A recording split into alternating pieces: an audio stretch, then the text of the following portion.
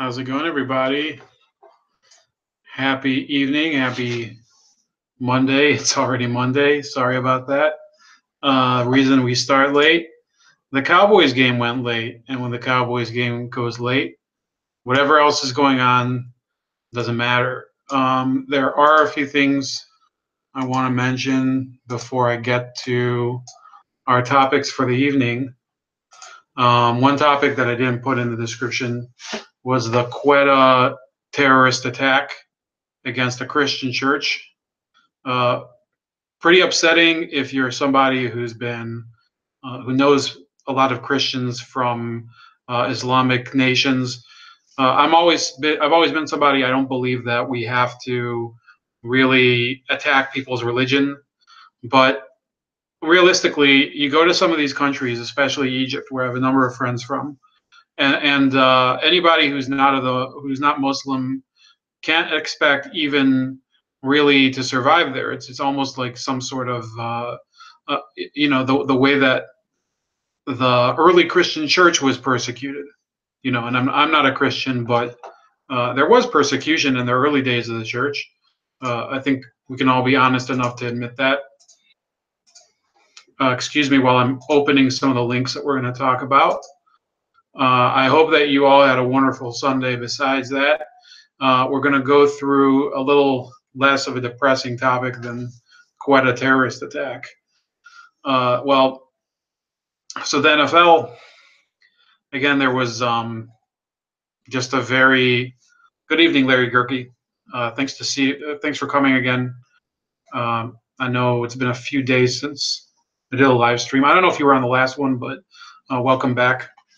Gotta get these crazy grass blades out of here. Gotta look a little more professional for the broadcast. But I had a pretty good day. Really spent it. I went to the gym. I went to visit a couple people. Met a couple people at the bar that I hadn't seen in ages. Watching the Cowboys game. Shot a little pool. What else did I do? A little pop and shot. I guess we're getting a little too far into the details. By the way, for those of you that haven't watched yet, before I get into the topic for the evening, and I might try to get somebody to join, so you might sit tight still. There's two videos in the description. It's two parts of the same video on the not the Obamacare enrollment, but on my For Real News series, episode 9, parts 1 and 2 on the Russian Revolution. So if you haven't seen those, please check them out. I know Larry has a couple unconventional opinions, but I'd like to hear his opinion on those if he hasn't watched them yet. Let me see here.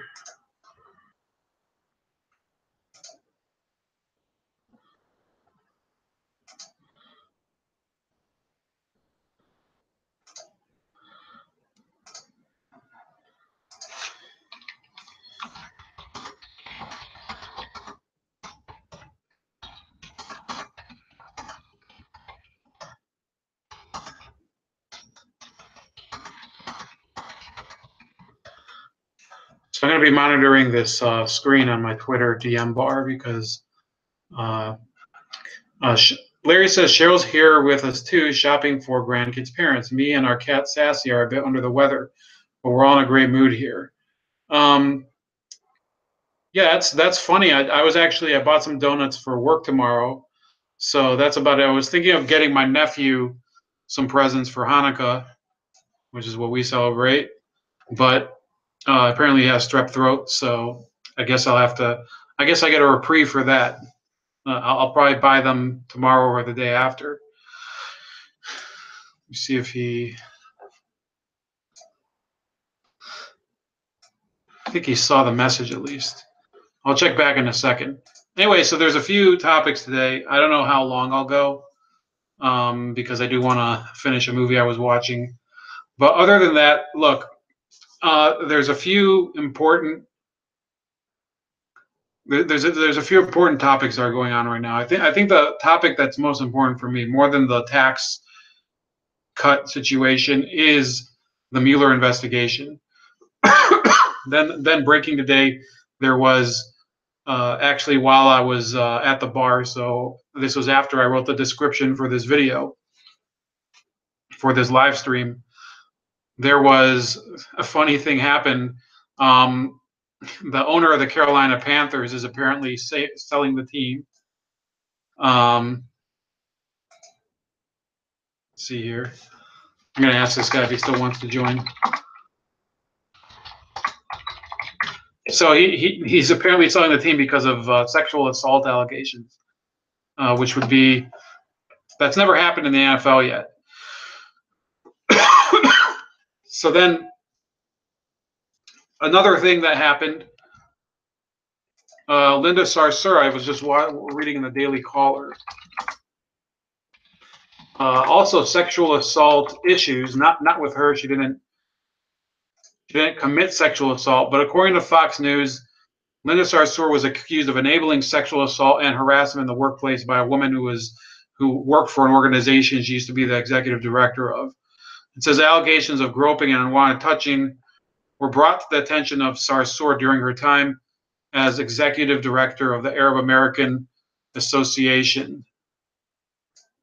A second.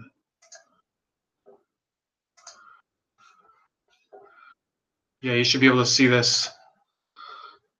So Asmi Fathel Bab told the website Sarsour, so she was talking to the Daily Caller and says, Sarsour attacked her for bringing the allegations, often threatening and body shaming her because the accused was a good Muslim who was always at the mosque, the Daily Caller reported.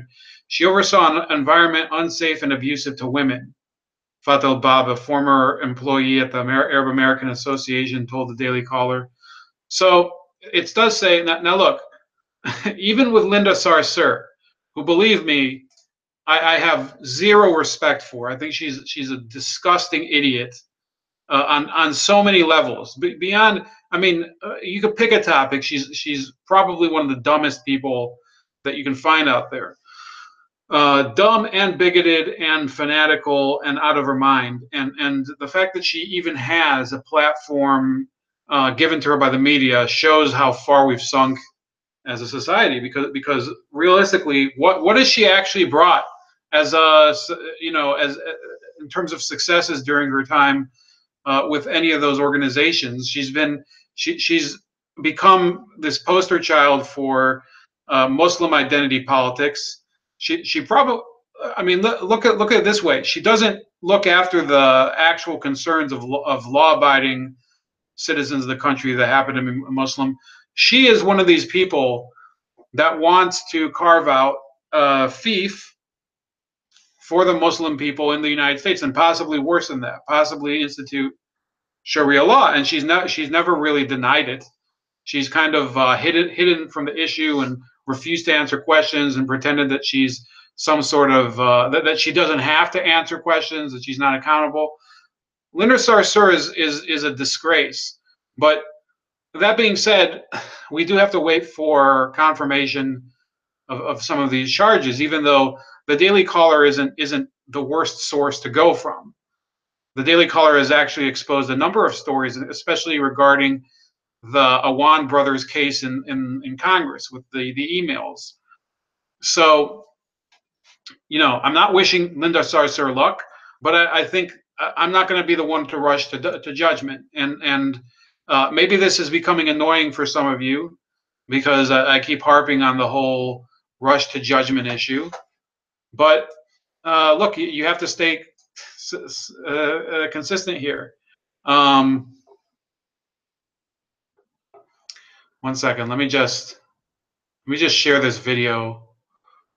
Let me see if I can add this guy.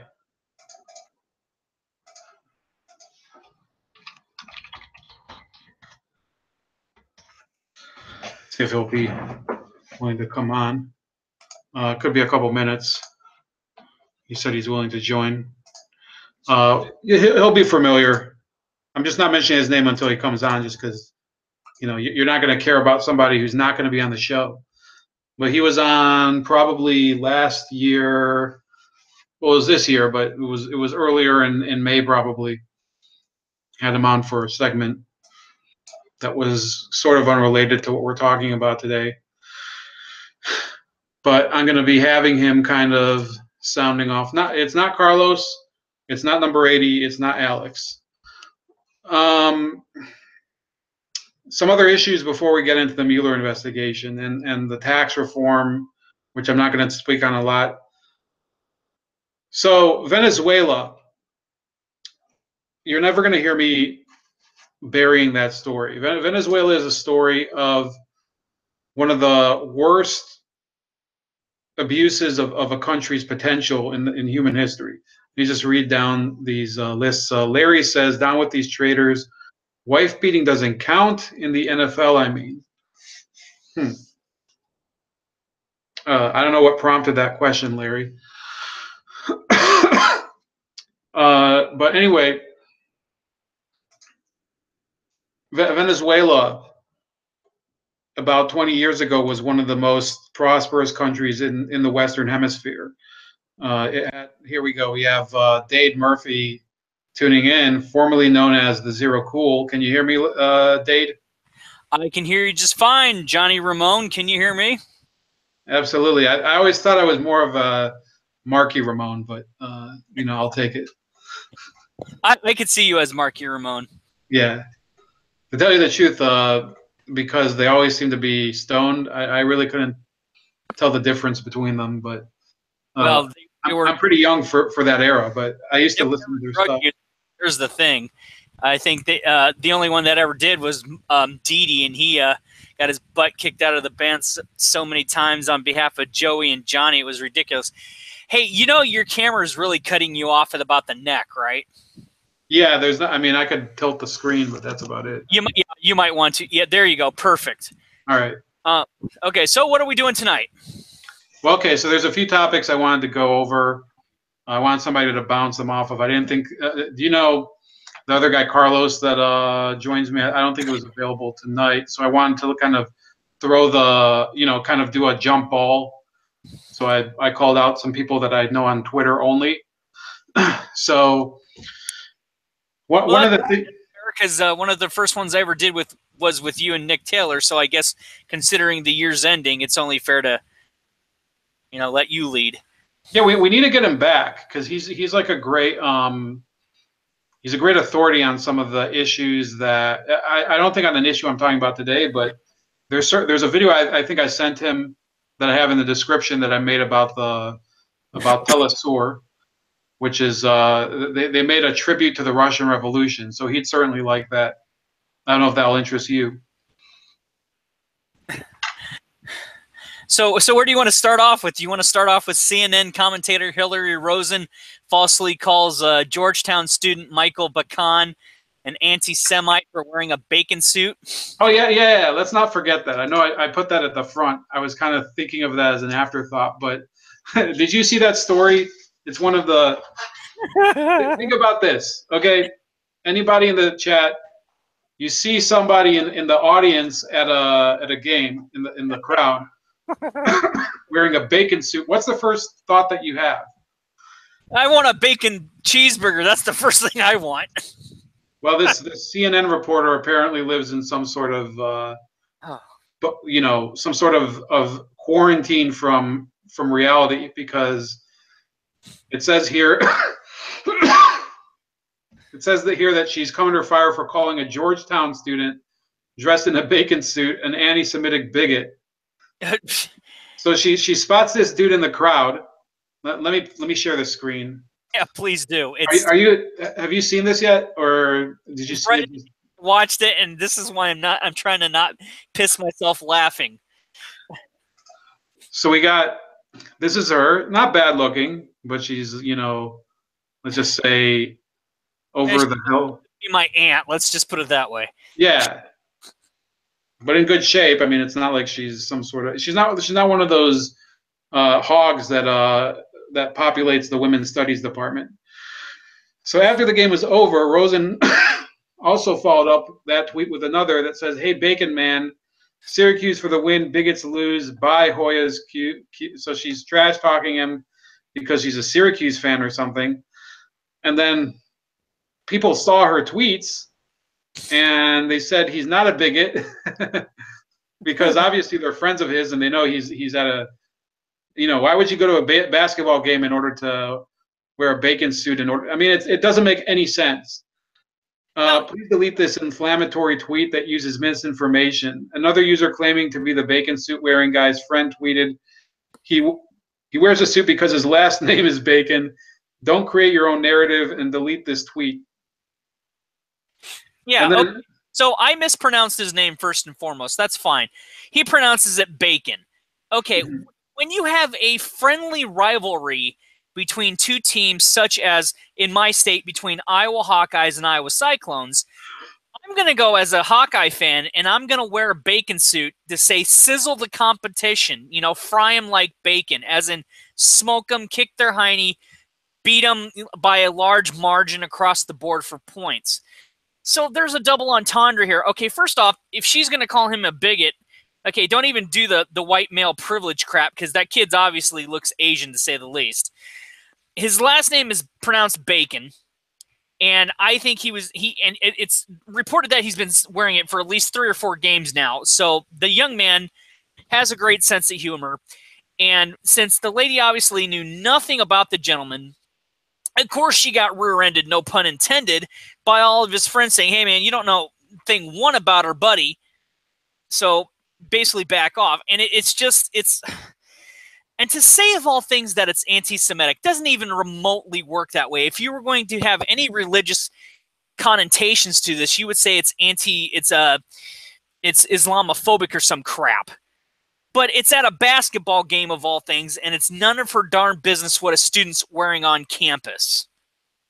Yeah, that's in my mind, this is a sign that we finally crested the wave where people who are in the news business, they finally have to start realizing that they can't just pop off about shit that has nothing to do with them and mix it with their regular job.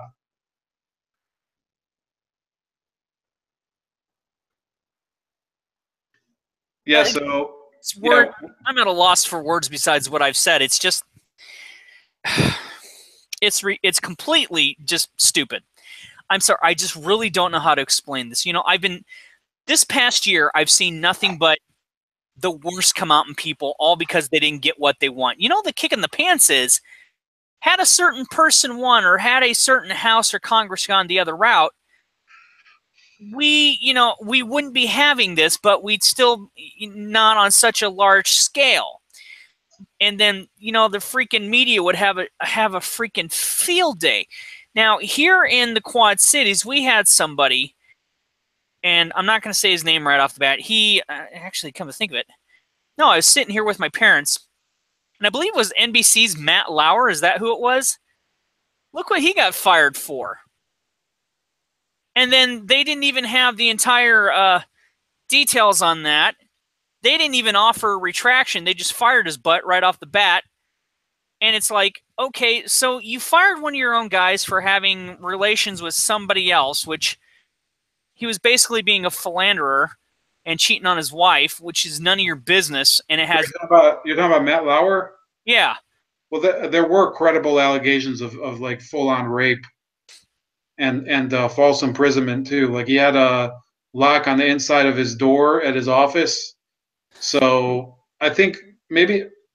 Who are you thinking of? Maybe No, I was thinking Matt Lauer, and what I was getting to that. So at first they had no credible sources about any of this stuff. Okay. And basically what it turned out, it was to be true.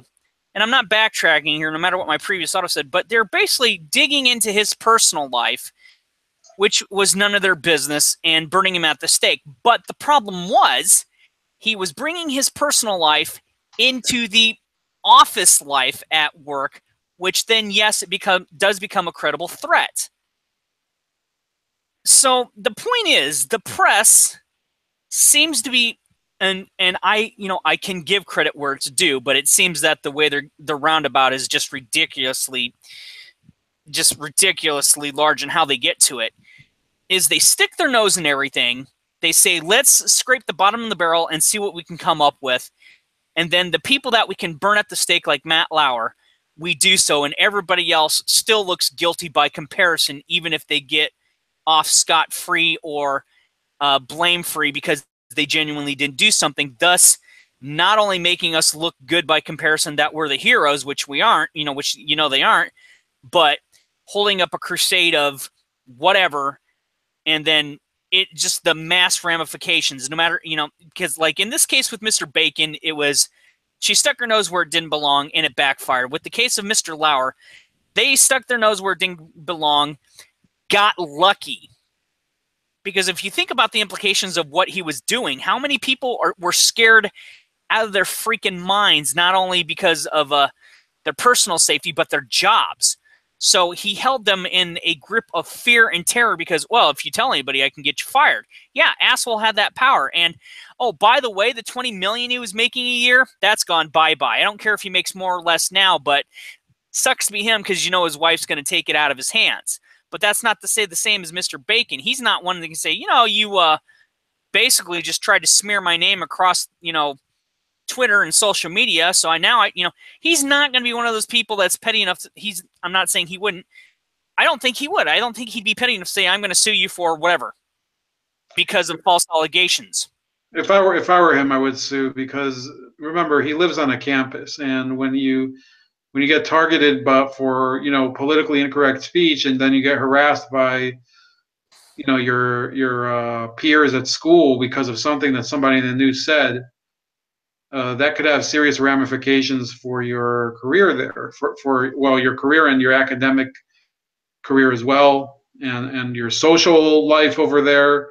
And I mean, it's really something where I kind of look at it as more of a wildfire, the whole phenomenon with the Me Too shit, because the hardcore leftists who started it, they decided that they're going to burn down the parts of society that they hate and that they're not comfortable with, but they couldn't control the fire, and it's burning through their own backyards. And that's why before you joined, I was saying that Linda Sarsour, I could not believe it. And I don't know, I've been talking about presumption of innocence for like over a month now, so I can't say for sure that he's guilty because that would be wrong of me. But she's been accused of basically harassing somebody. Not she wasn't the one who sexually harassed her, but she was covering for a guy who was working for her who sexually harassed one of her aides at one of the organizations she used to work for. So it's come to the point where she's basically, if this continues, then she's basically going into Lena Dunham territory. Remember, like a few weeks ago, Lena Dunham was at the forefront of this Me Too movement. Now, Lena Dunham is chopped liver. She's basically, she's basically been thrown in the with a pooper scooper into the dustbin of leftist history. Nobody trusts her anymore. She's basically a pariah because she stuck up for this guy who's accused of sexual assault after saying that all sexual assault victims have to be believed. The same thing can happen to Linda Sarsour. We'll have to see what happens. What do you think about that? Have you heard about that? It was just on Daily Caller. I don't follow Linda Sarsour. As far as I'm concerned, she needs to just get the hell out of this country and piss off. In regards to Lena Dunham, she did that crap to herself because she poked the bear one too many times. And what by poking the bear is, I'm not saying it was the left versus the right. It was she was in a position of power with her Hollywood status and her comedic status, thinking she could do whatever she wanted. And she poked the bear here, she poked the bear there. She went basically into the bear cave, poked mama bear, baby bear, papa bear, tried to eat the porridge, say it wasn't my fault. And then people like, to say the least, Steven Crowder calling BS on her. That's why it backfired. And then the remainder of the year is, oh, it's this social justice cause, this social justice cause. And they're failing to remember that the rest of us, we are tired of this crap and we don't care. We're people that are just basically trying to pay our bills, stay afloat, not get in trouble for other stupid crap. And those of us who have 20 plus years on the job, keeping our jobs from basically getting harassed over a bunch of wiener millennials and stupid kids that don't know a damn thing, with idiots like her and Linda Sarsour and Anita Sarkeesian starting up stuff and freaking Amy Schumer opening their pie holes, to say the least, thinking that they're that they have some sense of nobility and they're on a crusade, which they genuinely have no freaking clue what they're doing. Yeah, I think it's funny that all those people, for example, in the last week or so, they've become super militant about net neutrality, but they've been policing speech and enforcing some sort of code of silence and Orwellian language on American society, and that goes for all the people you mentioned, especially. I mean, Anita Sarkeesian. I guess for a lot of people, she's basically worse than Linda Sarsour because at least I guess you can make the case that Linda Sarsour serves a certain community, and it may not be a community everybody likes, but she's definitely representing something there. But Anita Sarkeesian is a completely media created ghoul. She's a fake of epic proportions, and she uses her power to the power that the media gives her in order to slander other people. I think you know who I'm talking about from VidCon. She's, here's the thing about Anita Sarkeesian. One, she is a self-serving, entitled millennial brat with parents that came over from Armenia who probably escaped the genocide, only for her to move to Canada, be entitled and privileged beyond repair by playing the victim, and then basically starting all this crap, and then realizing, as and mundane Matt Jarbo, man, people out there watch his videos, especially what he brought up this today about Anita trying to come back for the attack. It basically breaks down to this: she's a freaking fake. And yet loudmouths like her and other people who have certain levels of political power or influence go to the United Nations and start problems for the rest of us. And it's kind of like, dude, you have no freaking clue who you're screwing with. My daughter alone, serving in the military, in the Air Force, would really, you don't want to put those two in the same room. Anita wouldn't last 5 minutes. And that's kind of the thing. While there are always stupid things going on about in the world, there's only so far you can push people. And you know what? When you push, like with Anita and gamers especially, you push the gaming crowd, they're gonna retaliate, they're gonna revolt, and the gaming industries and the AAA game makers have felt the sting of the backpedal of the retaliation of the gamers, saying, hey, we don't have to buy your product because if you got this person over here starting all this crap, whining and complaining about stuff, which Anita Sarkeesian is not a gamer.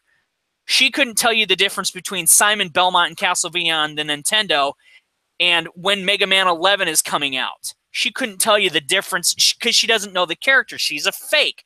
But when they go to a place like the United Nations and start a problem with us, a place, by the way, which I used to have respect for until they started sticking their nose in American politics and businesses and business practices, is specifically saying, oh, Wonder Woman is a wonderful role model for girls across the world, only to be 5 seconds later, oh, Gal Gadot's Jewish? Now, screw that. Down with Wonder Woman. She's out as a national spokesperson. Wow. That is the kind of crap that Anita Sarkeesian is allowed to perpetuate, and why guys like me who are in their mid to late or the early to mid 40s will turn around and say, you know what? We don't give a crap. You just basically stepped on a landmine, and you really don't want to keep going. And I'll tell you right now, I'm not afraid of Anita Sarkeesian. I'm not afraid of Linda Sarsour or Lena Dunham. I'm not afraid of any of those people because I'll tell you why. Here in my state, we don't give a crap. We've got better things to worry about. And that's basically making sure, if nothing else, that the harvest of corn and beans gets out for the next year. So everybody else in this country isn't paying that extra 5 to 10 cents per can, so that there's enough for all these backstabbing nitwits who want to burn our flag and spit on the Constitution so that they can actually eat like humans deserve to. But that's just me. Yeah, so I think that we've kind of gone over. I mean, this Me Too movement is really claiming a lot of people that didn't think that they would fall to it. Mario Batali, I don't really have an opinion on today. Chris Matthews, I don't think that the charge that I saw against him was very compelling to me, because it seems like it was just him making a few dirty jokes or something. But I'd be thrilled to see that pale piece of shit. Chris Matthews there, though. There's an irony with Chris Matthews there, though, because he did the Catch a Predator series, and they just kind of want to find something to say, oh, yeah, now we can put him on that, which also people have become severely humorless. I mean, if I could resurrect George Carlin, I think he'd probably die of another heart attack.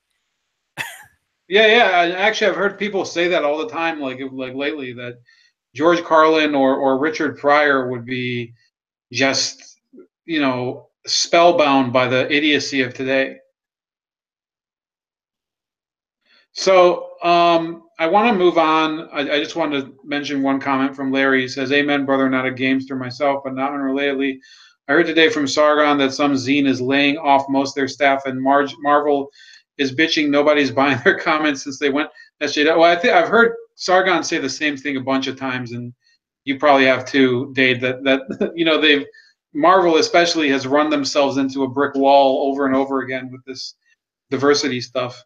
Yeah, I would only say I would only shout out two people that you should watch on this stuff intensely because they are real comic book lovers and fans. You watch Diversity in Comics and you watch Captain Cummings.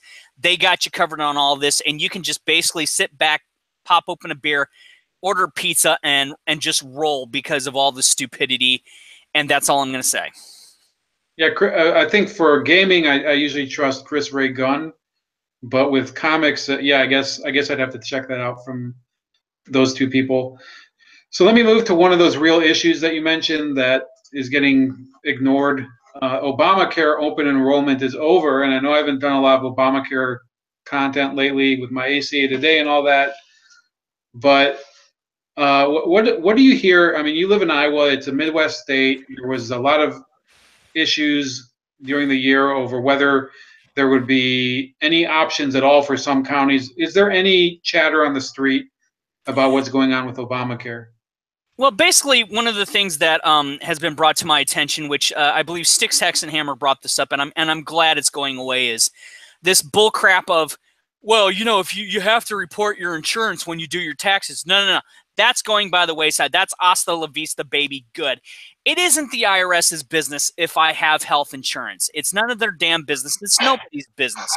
In fact, when I talked to my tax rep and I said, hey, man, how much is it going to be for me to file taxes again? And say, oh, it's, X amount of dollars. Like, oh, okay. And they go, are you going to have your healthcare proof of identification available? I said, man, you can stick that up your rear end. They're like, excuse me? And I said, no.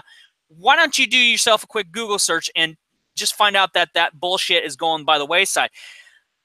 These people I've dealt with for 10 years. And when they started telling me I have to report this, I told them to kiss my butt. And now and of course they said, well, we don't appreciate it. I said, well, I don't appreciate being foisted upon with bullshit. So they weren't too happy about that. But one of the biggest things here in Iowa is Aetna, who pulled out a long time ago, is not coming back in. And the only people that are still dealing with this crap are United Healthcare. And it's basically, they're overrunning the ACA. They're basically saying, hey, man, we don't have to tolerate this crap. The word on the street is we're not tolerating this crap. We don't care if it goes bye-bye. We knew it was a tax. We knew it was bull crap. We knew you screwed with everything. Healthcare, for as much as a mess in America as it was pre-Obamacare or the ACA, Affordable Care Act, my ass, it was better.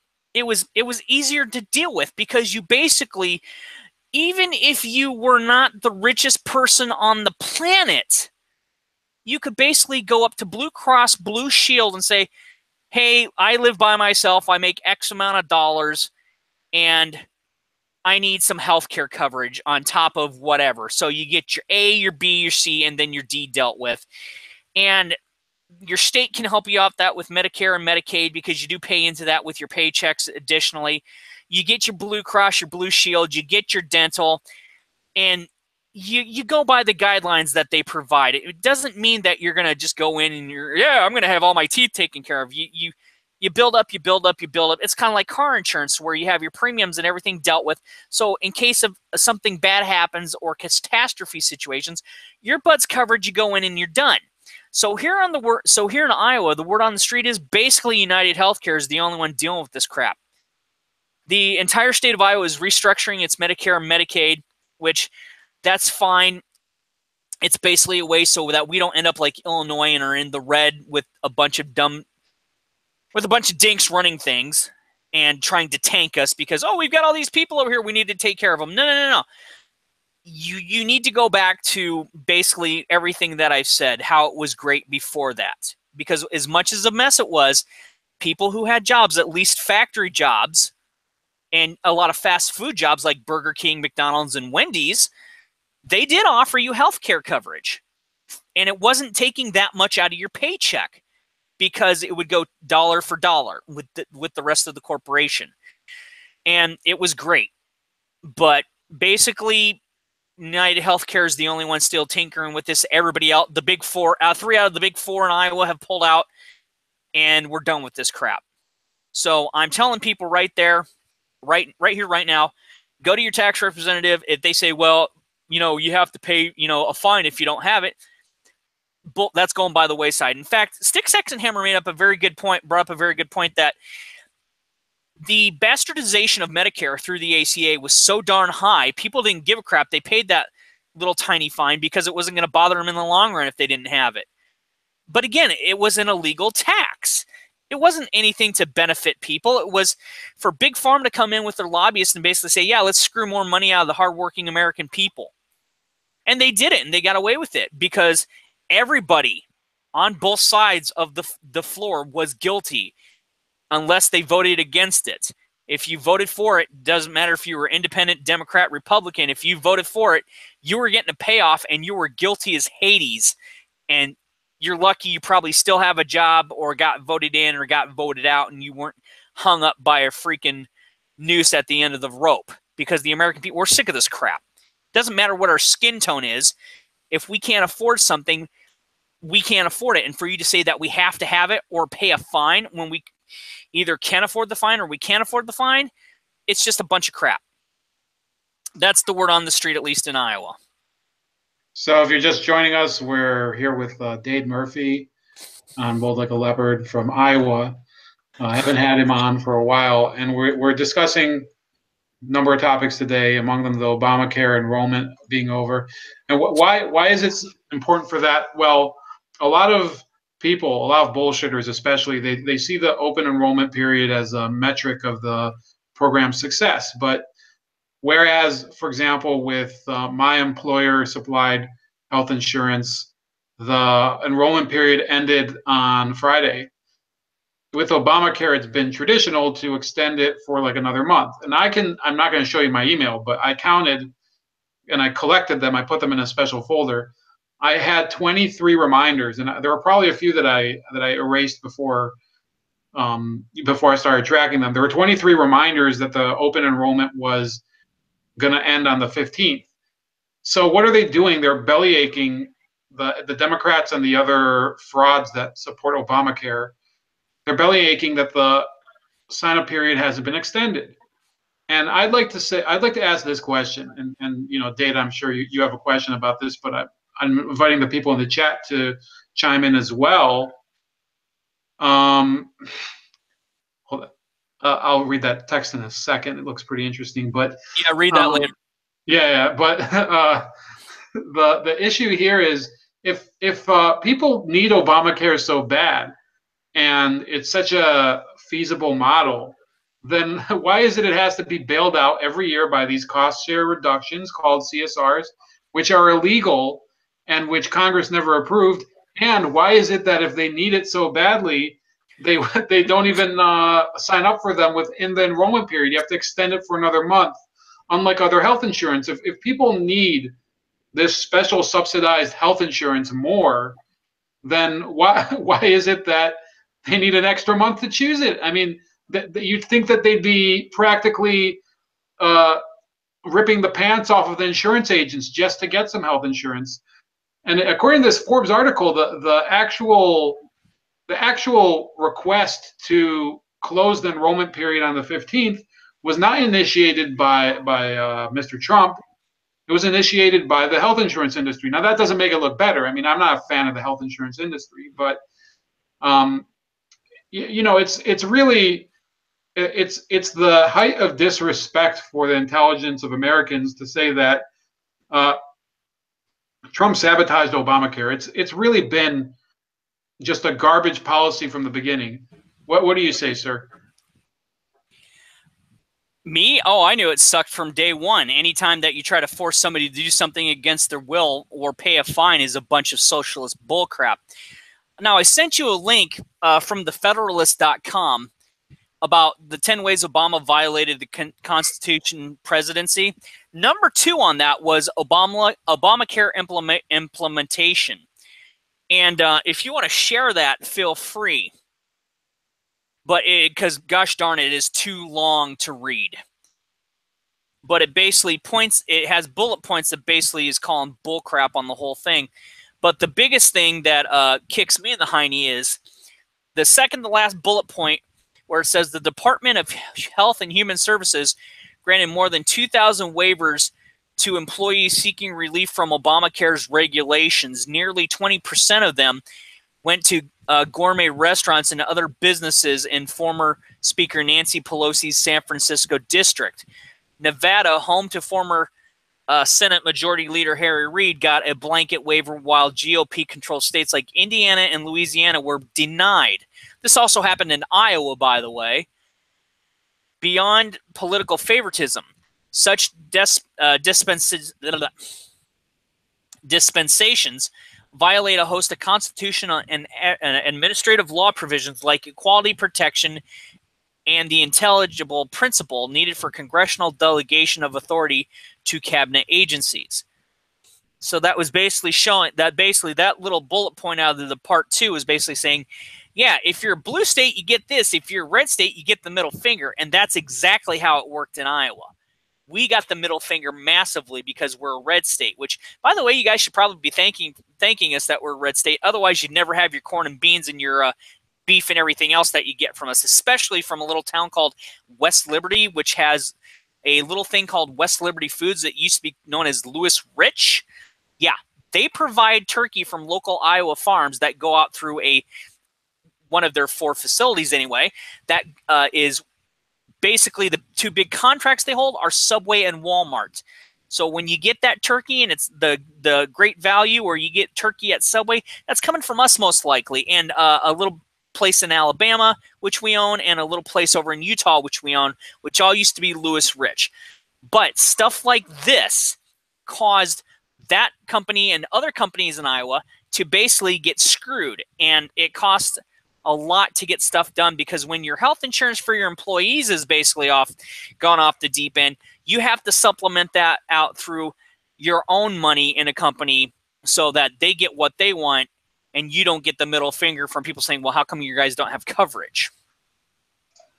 Yeah, this is the type of stuff that I've been seeing. Basically, we have an issue where there's like I'm sure Dade agrees. I live in Ohio. He lives in Iowa. There's an elite over on the East Coast, especially Massachusetts, with that Jonathan Gruber, that clown. That's one of our favorite commentators, Sticks Hexenhammer, has revealed he's basically a con artist. He conned Americans through the model of the Affordable Care Act, aka Obamacare, and he conned he conned the state of Vermont into studying single-payer health care and ended up double billing them.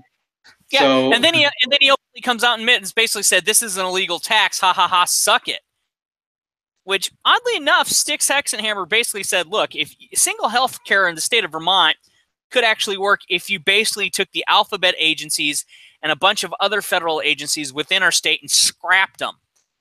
Now, I don't know if that could apply across the board, but from what I have relatives in Canada that have single payer, they're not too damn happy with it.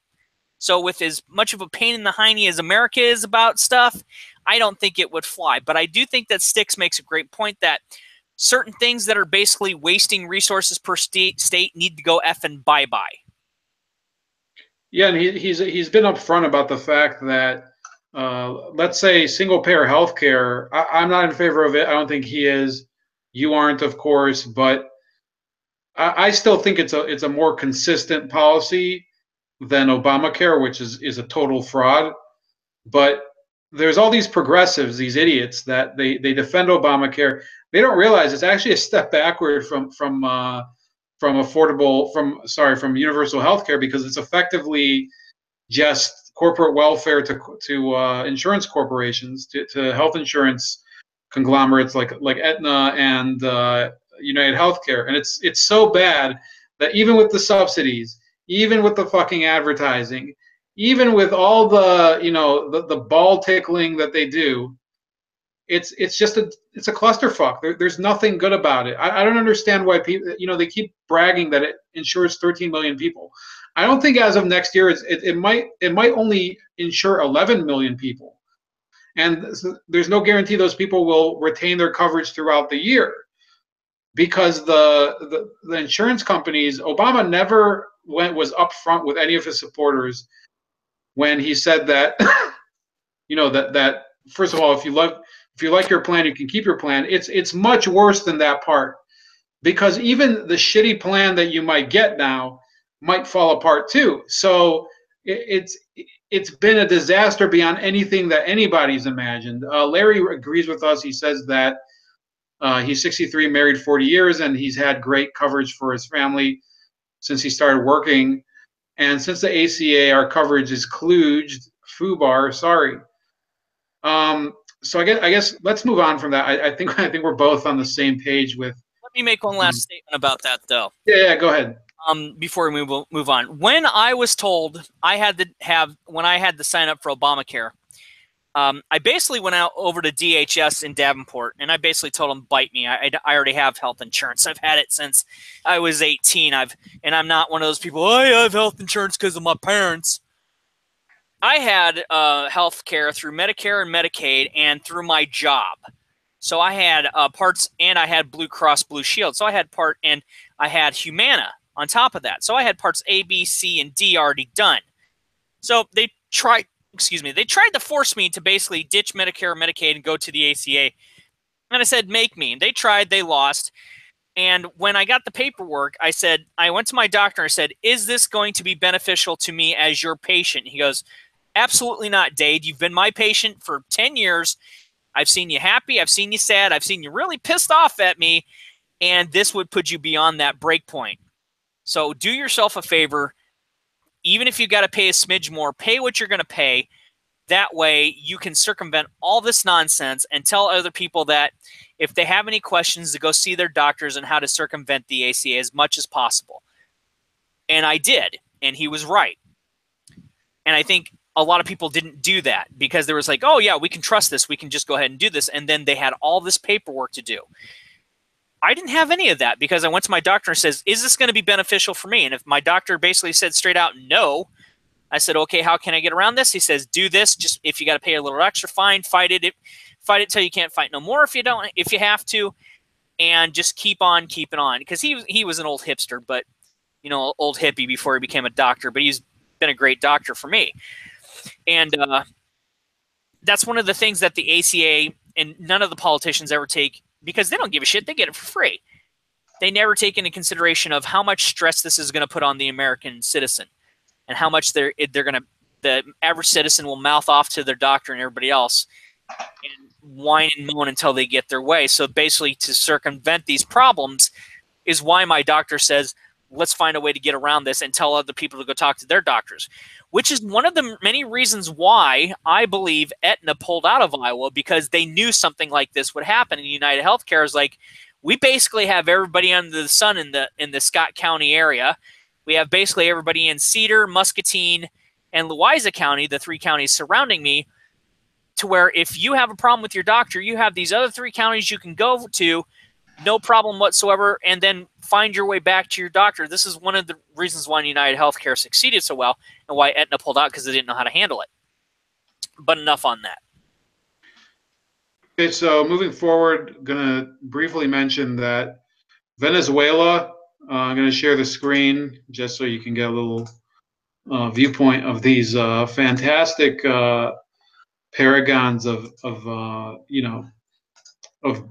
state management. You have the president of Venezuela signed away one of the largest oil fields in this country to Russia. So good for the Russians, for fucking them over, I guess. I'm being sarcastic because a country that's starving is basically mortgaging some of its best resources to another country, a country run by, you know, smarter people at the moment with much better expertise, and you know, people just pretend that this is okay. Well, even the New York Times today, the New York Times, which is run by morons, has reported that there's this massive wave of hunger and famine in Venezuela, and basically these dumbasses like President Maduro, they just keep getting deeper and deeper. And it says here, I found it funny that PDVSA, which is the state oil conglomerate of Venezuela, owes the Russian company Rosneft $6 billion. They don't know how to pay it back. Where the hell? Where the hell are they going to get that $6 billion? They just sold off their primary means of export. Which, by the way, before you get going on this, I've never understood why they never made that a priority. Well, these are new. These are new fields. Selling to America, Russia, China, and everybody, and raking it in. These are new fields, though. It's not. They're not selling off active fields. Okay. But my point would be, you have money coming out of the fucking ground, and you get $6 billion in debt, and they just and by the way, you know, excuse me, I'm going to try to have another Testigo Venezuela interview probably next week during the holiday weekend with Carlos or with Gabriel, but. You know, there's been such crazy shit going down with that oil company, with the executives all getting arrested and whatever, and yet people are acting like, you know, this is just going to wash over, and there's not going to be any issue with the price of oil all over the world. Well, I'm kind of worried now.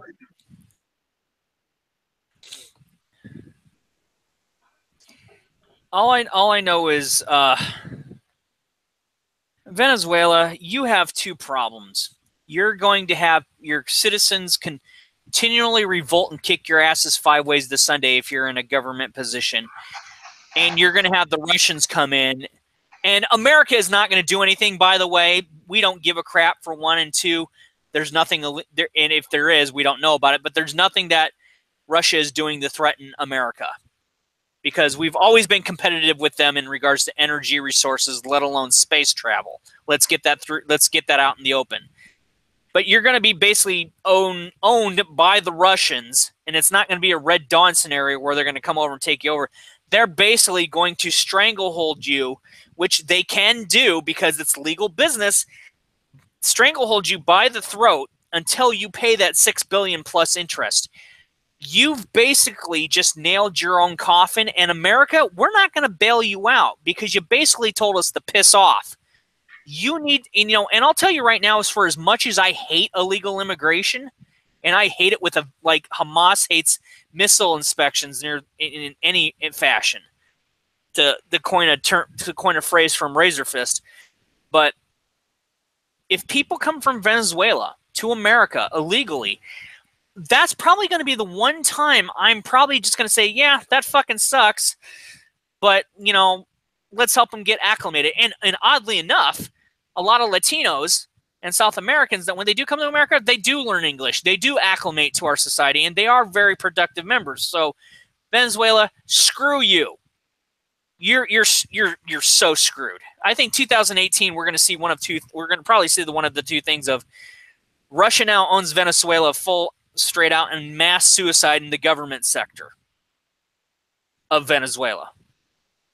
Yeah, I think they're basically going to fall into the trap. They're basically like, the New York Knicks getting owned by Reggie Miller. There's virtually no. I mean, they're giving away all the tools that would have helped them dig themselves out of debt, and because they've made the business environment toxic in Venezuela, there's really nothing that they can do. And it's a sad situation. I've come to know a few people from there through the series that I do, and and obviously, like Dade's saying, a lot of them come here, and they've been coming here since before this whole crisis, like way before even the Chavez government. and they've been trying to Venezuelans. I even knew a few at the school I went to. They're pretty ambitious people. So it's not fair. It's a tragedy of circumstance, but I'm not going to stop monitoring the situation there. I wouldn't either. I just want the Venezuelan people to basically, it'd be great if the Russian government did come over and help them get stuff fixed. Even if they did learn Russian as a second language, that wouldn't bother me, because the Venezuelan people are getting people bitch in America about, oh, this sucks. Yeah, okay, go down to Venezuela if you're so damn gung-ho. Do you think try starving? Yeah, try literally starving, you fucking little juvenile delinquent millennial liberal jackhats. You don't know what it's like, because they've got people. Venezuela crime is so high right now, it basically makes the 1970s New York look like a schoolyard brawl, all because they've been suffocated and starved to death, and they are doing what is in humanity's nature to survive. And I just want it to get better for the Venezuelan people, man. That's it. I don't care if the Russians come in and help them out. I don't care if we team up with the Russians. That'd be great too. But I want the Venezuelan people to just turn on their government, run them over, and rebuild, at least in my lifetime. They don't deserve this. Okay, so we're going to shift to the final topic. I think I covered all the other ones in the description, but what do you think about this Mueller investigation? Is it, is there any more fig leaf left over the testes? I don't know. I can't really genuinely speak to this. I've just been keeping up with what Stick, Sex, and Hammer has been talking about, and I just have to snicker, because it's relating back to what we started with, everything backfiring. And people are just whining left, right, sideways, and forwards. And I'm just the average Joe that, works for Medicare in the state of Iowa. And I'm just like, geez, you guys you're just got nothing better to do you? It's just all about people not getting what they want. And it's like, well, life sucks, man. Life sucks, man. Just get over. It's all coming home to roost. That's all there is to it. Yeah, I think what amuses me so much is that these people set so many landmines and then ran through the field full of landmines. These FBI officials that have been identified, Andrew McCabe, who was well known even during I think it was even before the election, he was well known to be associated through his wife with the Clintons. She was running for a seat in the Virginia House of Delegates. And then you have Peter Strzok, from whom I get the nice thunderstruck meme that I'm trying to spread, like AC/DC. Well, here's the thing about that. The FBI is not a political organization, but they have people in there that want what they want, because they've had what they want for the longest time, which was basically since the days of Bush Sr., Clinton, Bush Jr., and Obama. Yeah, I've been given all this stuff because I believe in a certain political side here, side there, and I know how to play the game. So now that the game changer has come in, and again, let's be honest, President Trump is not a straight-out Republican. He is a Democrat businessman, which is really a very smart thing to be sometimes, because you have to cut the fat off the steak somehow. And now they're all running to the hills scared because they're not getting what they want, and that the alphabet agencies are being purged of, for now, and it won't be ever complete, purged of a certain type of corruption, only until it makes them look good once again. I mean, hell, you could go back to the days of Lyndon B. Johnson and all that crap with the CIA and Nixon and Watergate, and everybody was, it's not about political now. It's not, they try to make it not about political now, but basically what it is, it's nepotism, favoritism, and cronyism at the highest order. Not in the highest order, but of the highest order. That's what it's genuinely about. It's not to serve the American people or to protect the American people in the country. It's how to further your political goals, and it's consistent inbreeding, to say the least. Well, I think that one second.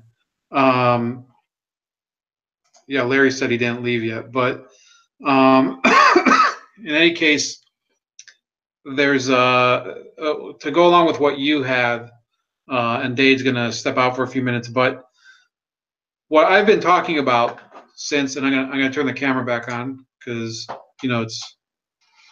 I just wanted to have like a little more podcast feel earlier, but there is an issue with this FBI investigation where we've seen the corruption of the agency from being an independent group, as Dade was talking about, that they weren't politically motivated, to becoming one that's been compromised by loyalty to a certain political class. Not only, oh, he's telling me to sit up. Come on, Larry, what is this? What are you, my second grade teacher or something? Anyway, Larry's getting a bit presumptuous here. We need some more people in the chat, by the way.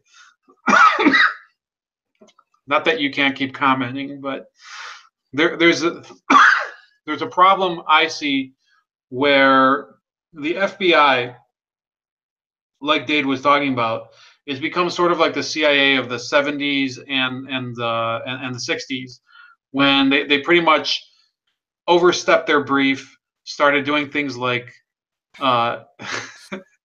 he says his wife told me to sit up.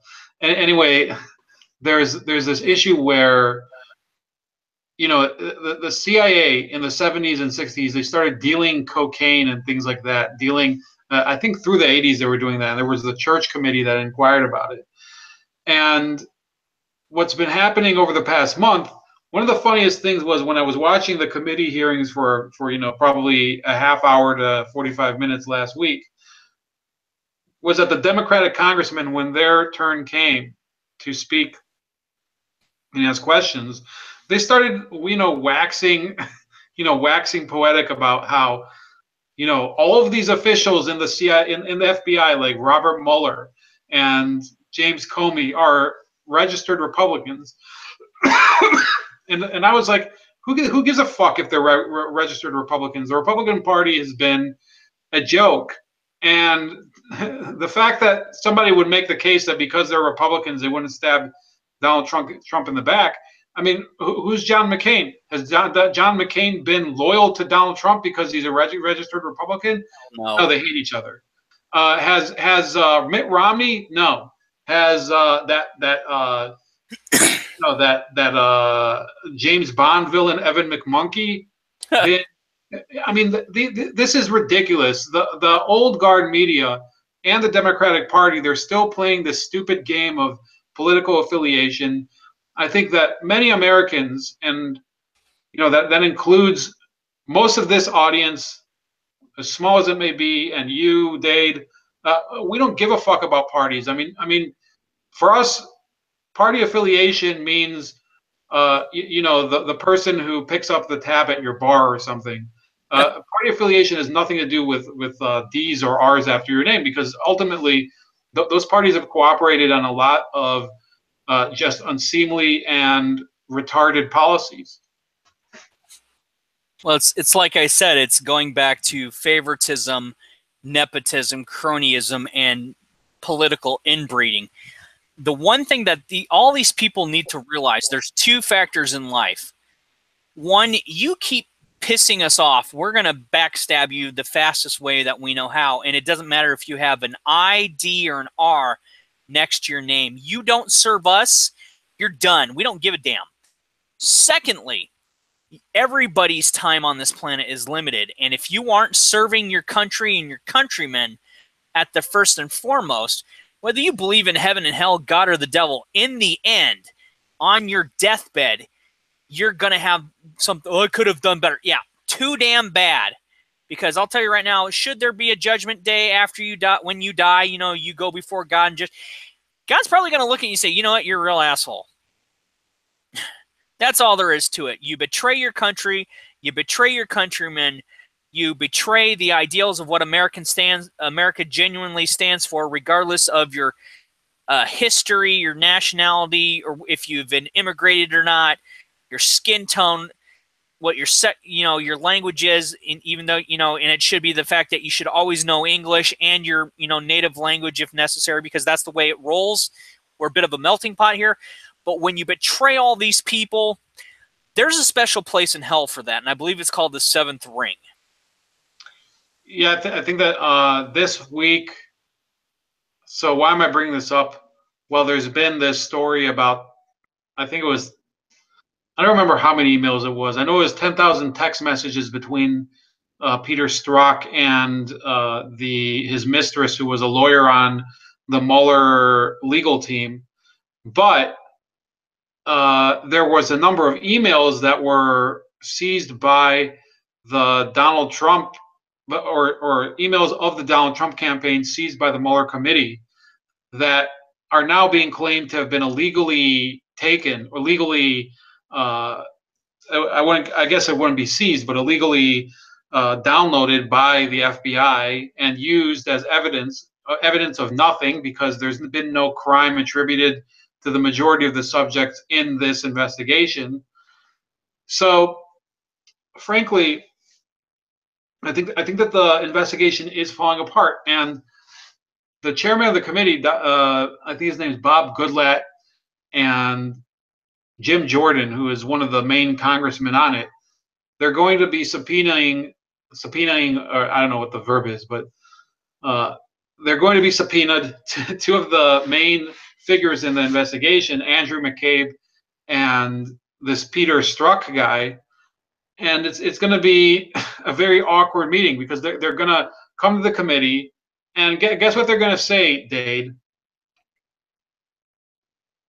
They're basically you're going to get people who are just going to come in. they're going to swear on the Bible or whatever, and then they're going to get a bunch of questions, and they're going to plead the fifth. And that's always what happens with these acolytes of the Clintons or anybody else that's been contrary to the Trumps or hindering the Benghazi investigation. All they do is plead the fifth, and then nobody asks, why is it that they're pleading the fifth? Because if you're pleading the fifth, there's obviously something that you could be incriminated for. What do you guys say?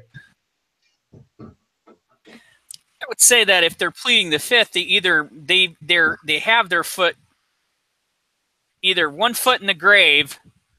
They've either got one foot in the grave, or they know they're about to have both feet in the grave, because they'll betray somebody else, and they're more concerned about their damn six-figure at minimum paycheck per week than they are of actually doing anything in the interest of justice and righteousness and serving their countrymen like they were hired to do. That's why they plead the fifth. What's going to be so funny is that there's going to be these emails that these committee members are going to be able to wave in front of both McCabe and Strzok.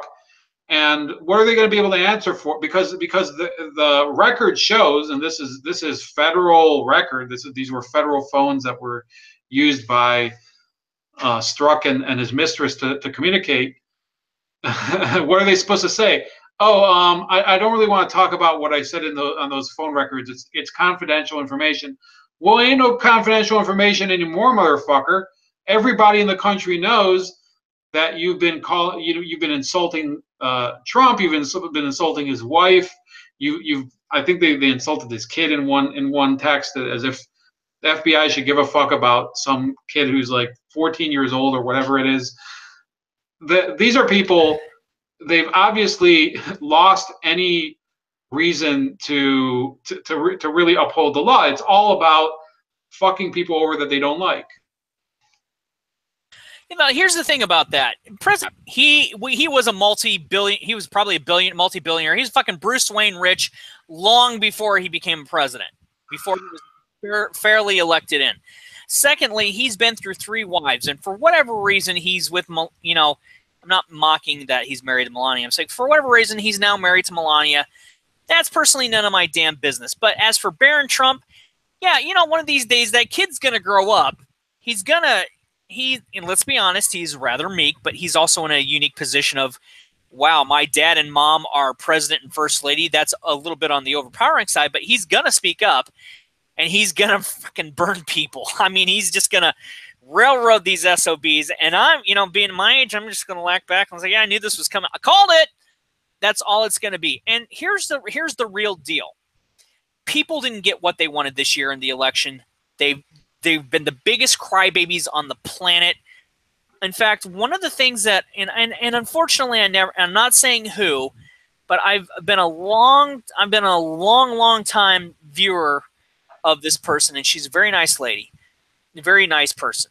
Unfortunately, well, she is from Canada, and I often have things like, if you're from Canada, piss off about U.S. politics. But she basically wrote a tweet that said, you know, sign this petition to impeach Donald Trump. And I said, can you please tell me why?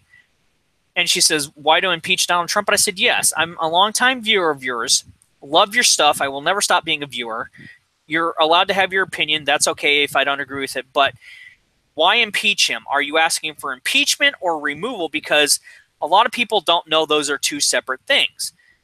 She got back to me and said, well, they're not separate things. I said, yeah, actually they are, because we impeached Bill Clinton, yet he finished out his term. So he was never removed. And after that, she didn't say anything. So basically, it gets to the point, we have a president that the people want in.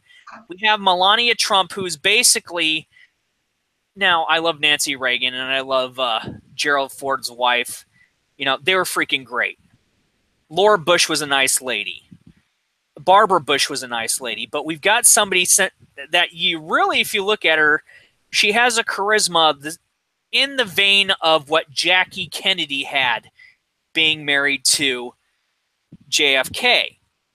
And the first time in, well, how long ago was that? I'm over 40, and that was before I was born, so at least 50 plus years. We've had a first lady that, again, no disrespect to the other first ladies, but somebody we actually look at and we are in awe of, strictly because of her beauty and her presence. And after Michelle Obama, of all things, is vast contrast of what a lady should be. At least, you know, how graceful a first lady should be without opening her pie hole every 5 seconds trying to tell the American people what to do. This is what we've been dealing with as the American people. Left, right, center, doesn't matter. This is the stuff that these people who don't give a damn about us as countrymen, this is why they're mad. They're hating because they're mad because they ain't them. And that's just too damn bad. Get over it. Yeah, I have to say that Michelle Obama, I never was really bothered by, you know, I didn't think, I did make fun of her a couple times because, you know, it was funny memes or whatever. Her politics were just boring for me. So, but I get exactly what you're saying. So I think that getting back to the topic of the Russia investigation, though, well, we have a couple dissenting opinions here. Larry says he disagrees. The fifth is here for a reason and zero taint if folks use it. So he's saying there's nothing wrong about pleading the fifth. We're not under the compulsion to incriminate ourselves, period. That's a fair observation. We're still talking about FBI agents and about their conduct in the what's it called, in the field. So they are under a responsibility to at least be accountable to the, you know, especially the American people, but Congress, who is the representative of the American people. Well, if they go to Congress and they plead the fifth the whole time, it's a bad image issue. So there's nothing wrong with them legally pleading the Fifth Amendment. That's not what I'm trying to say. But there is an issue with them appearing to be obsequious and just to avoid any accountability for any of this stuff that's been revealed about them. Dan Canepa writes, I think he says he's a bureaucrat. If someone working for me pleaded the fifth on something related to their government work, I'd have their clearance revoked and then fire them for cause. Yeah, I think that's my beef with the whole thing. I don't think Larry's entirely wrong, because the Fifth Amendment is designed to basically protect the person from self-incrimination, especially in a lot of cases in law, in a criminal trial. We've seen people have to plead the fifth because they're not self-incriminating because they've done something wrong, but because they've been pushed to the edge by somebody else or another circumstance to where they've done something severely stupid and they have a right to defend themselves. And sometimes the pleading the fifth does help get them a fair trial. But on the flip side, if you work for the Federal Bureau of Investigations, the Central Intelligence Agency, or anything like that, and you are pleading the fifth because you may have bungled something, you should be terminated from your job because you are failing at your duties, and it may cost somebody a life out on the field, in the office, or if you're even investigating a criminal, they may get away scot-free because of you being a dumbass and a technicality because I plead the fifth because reasons. Larry's not wrong. I'm not wrong. You're not wrong. And again, it's truth that when it comes to Congress people, they are supposed to be an extension of us, and we have to continue holding them accountable. That's all there is to it. But Larry's not wrong. Yeah, I think, I mean, and Larry's not saying that he's disagreeing, but he wanted to clarify the, I guess, the function of the Fifth Amendment, which, you know, I guess I mean, people think that some people do think that pleading the fifth means that you're admitting guilt you're in effect admitting guilt by not discussing it, which it's not true. But when there's just a preponderance of people, a lot of people in the same case who are pleading the Fifth Amendment, which happened during the Hillary email investigation, there were a lot of people that pleaded the fifth. There clearly was something illegal going on in the mix. And those people, I should say, you know, they bear at least a personal responsibility for the situation that we're in. I mean, they saved their own asses and allowed Hillary Clinton to remain the Democratic nominee, and they screwed over a massive portion of the American public. You know, it's not the portion that I'm a part of because, you know, fuck progressivism and fuck Hillary Clinton. I'm an independent. I believe in the free market. But those people had the right to fair representation, and they didn't get it because of this dirty deal and a bunch of folks that were claiming to be representing the American people or working as contractors for them. So, I mean, it's not exactly public servants, but still. And they just pushed out and they said, you know, we'll just go along with what Hillary said and cover our asses. And what this reminds me of, you know, from all of your comments, both you and Larry and Dan, and we have Mad Dodge who just says hi, but, you know, hi back. We have Lois Lerner from a few weeks ago. She said she wanted IRS testimony to remain sealed forever because she was fearing death threats. Now, in the IRS case, where if you don't remember, that this was when the IRS was directly targeting Tea Party groups for audits since, I believe, 2010. You know, the crime was revealed. The IRS admitted to it in the end. They admitted that it was targeting, that, and that it was deliberate harassment, and therefore a crime was, you know, like I said, a crime was committed, and they just don't want any consequence from it. They're like, well, you know, I mean, yeah, we committed a crime, but we work for the IRS and we have families and whatever. Well, but there's people in the Medellin cartel that have families. There's people who, you know, there's people who've committed all sorts of crimes throughout history. I remember reading, you know, a fantastic book about Roy DeMeo, the butcher of Canarsie, this mafia murderer who had a fantastic family life, one of the greatest guys you could probably know. But he used to dismember people and dissolve them in acid. So, in my opinion, you know, maybe technically these people can get away with it, but ultimately they have to know at some point. And if they don't, there's a real disconnect between their mind and, you know, their gut. That they've fucked up in a major way. They fucked the American people over, and we've really gone down as a society. We've become divided since Mr. Obama was elected in 2008, and we've become divided. And that in my opinion, you can't just blame it on Trump. I mean, he's done things that are divisive. The country was already divided before him. I just want to make the clarification that one of the, and I'm not correcting you here, Ramon, one of the things that people need to understand is when we say Obama, there are times it is his fault. But like any other president before and since, there's also the administration. That encompasses everybody because they're all in on it. And that needs to, because everybody loves the pinpoint. Oh, F Donald Trump's like, why? What did he do? Well, this. I said, okay, so that was the Senate and the Congress. That was part of his administration or part of his cabinet, the people that came in and came out.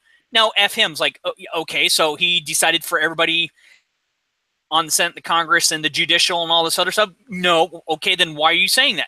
That's the point. If I point out, yeah, like if I pinpoint where I made the comparison between Melania Trump and Michelle Obama, was Michelle Obama was opening her pie hole about telling high school kids they all have to have the same amount of calories, when we all know darn well kids don't grow up the same, and they ain't going to work that way. Mm-hmm. And Melania has not done anything like that as of yet, and hopefully she won't ever. But when I say, yeah, Obama did this, he wrote executive orders that basically overrode the Senate and the Congress and the judicial. And then when I say during the Obama administration, all these shenanigans happens, that means the ACA being the big one, they were all in on it. The I, the D's, the R's, and the judicial. Otherwise, it wouldn't have passed. We have Augusto Pinochet, who was president of Chile, saying these mofos are aching for an ass kicking, and making excuses for them just makes things worse. It's infuriating. Well, I think he has a point. Even though he was the dictator of a South American country from 1973 to 1989, allegedly, there's I can never get over this guy. He keeps coming on, and it's just hilarious reading his nickname, for me at least. But there's the issue that we've had presidents for over 20 years, over 30 years that have just been awful. Ronald Reagan was a normal president. I don't bow down to him like a lot of these Republicans do, but he was a normal president. The Bushes were not good, and President Clinton was good in a number of departments, such as the economy. But I mean, we all know that in terms of integrity, he was probably the model for everything you shouldn't do. And then you have Obama, who we've already discussed today. And I think that President Trump is kind of like a shock therapy for a lot of these problems. And it might take years for Americans of all different backgrounds to really appreciate that. We've been completely in the shitter as a country in terms of the integrity of the executive branch. It's not all Obama's fault. He inherited a lot of the stupidity of the Bush administration too, but he also added his own unique stupidity and his arrogance, and the fact that he believed he was too cool for school. I mean, he was a very great person in terms of public relations. Still a funny guy. I'm not saying that he's devoid of any positive qualities.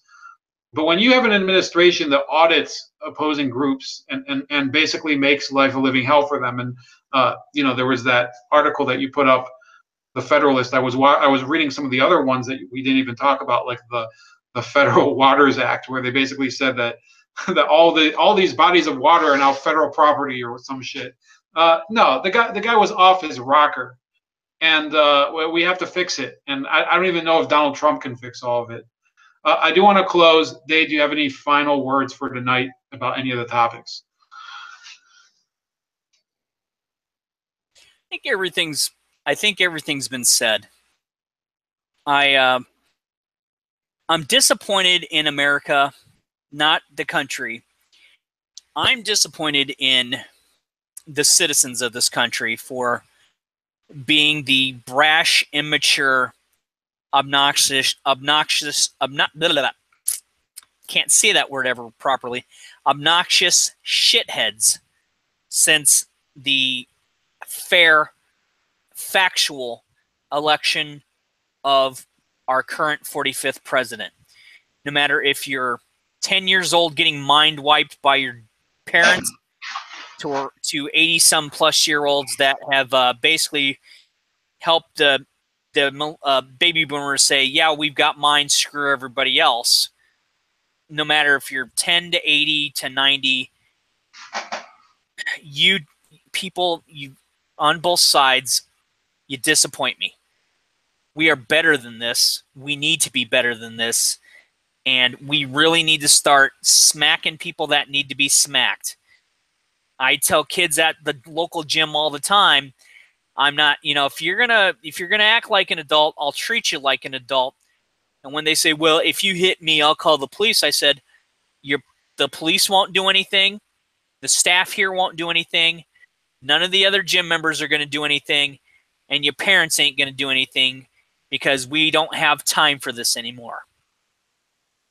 Yeah, I think that I think that's a little more further than I would go, but yeah, people have to. A lot of these younger people my generation and younger, listen, grow a pair of balls, and if you have a problem with anything that's going on, maybe come up with a fucking idea. I mean, has that ever occurred to you? Instead of bitching and getting a tattoo of Hillary Clinton like that Saturday Night Live guy did this week. He showed it on, and it's all over the internet. He's like, I'm with her. I got a tattoo of her. In 15 years, you're going to have, guess what? Are you going to put a tattoo of fucking Casey Anthony on your back or something? One of these other criminals that have gotten away with shit? They shouldn't have. Yeah. At least the Casey Anthony one would hold up better. She's younger.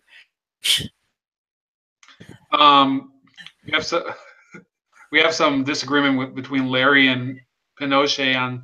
Here we go. But anyway, that's it. It's a little late for me. I know, Dade, you're in not Mountain Time, but Central Time, but it's pretty late for you too. But listen, guys. No, I actually drank 20 ounces of Diet Mountain Dew just to do this. Oh, okay. How committed I was. But yeah, I have to go because I have to eat something and I have to finish watching a movie. But thanks for hanging out with me tonight. Maybe we'll do it again. Let's try to get Nick back sometime.